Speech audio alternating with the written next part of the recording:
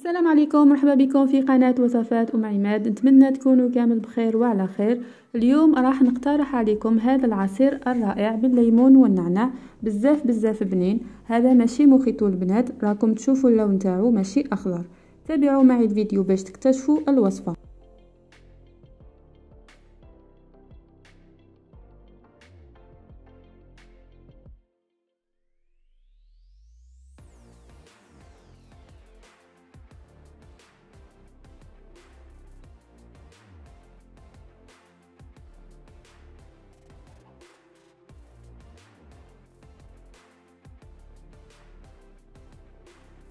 كما راكم تشوفوا عندي 4 حبات من الليمون وشويه نعناع. في البدايه نحيت مبشور 3 حبات ليمون، والرابعه خليتها من بعد راح نستعملها.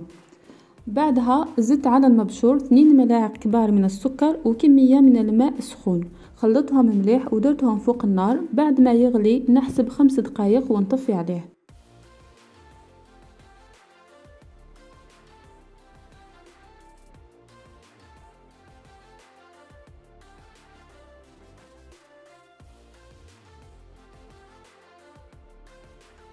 هذا الوقت جبت هذيك الحبة تاع الليمون اللي خليتها بجاه، قطعتها دوائر رقاق كما راهو موضح في الفيديو، وزدت قطعت النعناع ايضا.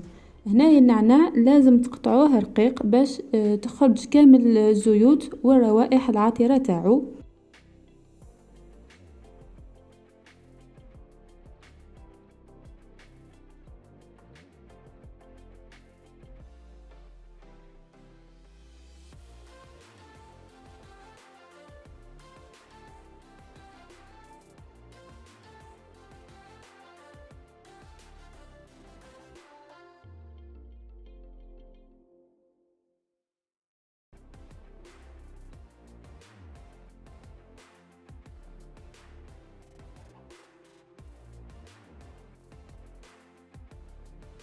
درتهم في طبسي وزدت عليهم 2 ملاعق كبيرة من السكر، وفرغت ايضا الخليط الاول.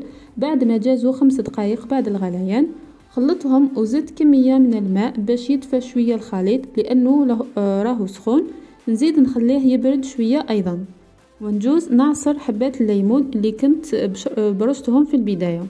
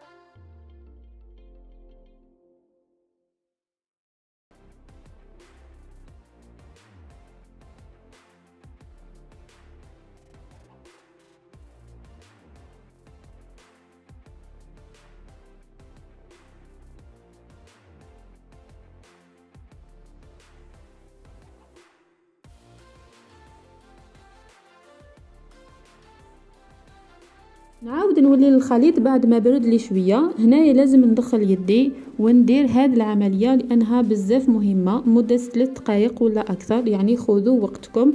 من بعد نخلي الخليط يرتاح مده ساعه.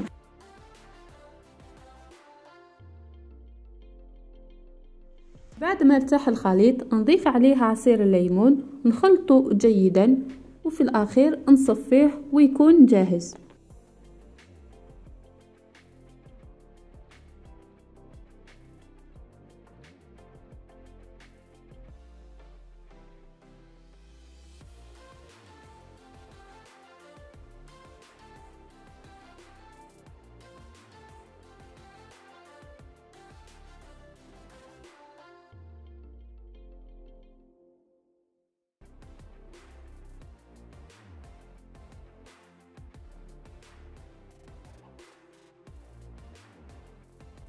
هذا هو العصير تاع اليوم، بزاف بنين وصحي، جربوه ما تندموش عليه. بالنسبه للسكر دائما نقول لكم في هذا النوع من الوصفات كميه السكر حسب الرغبه والذوق تاعكم.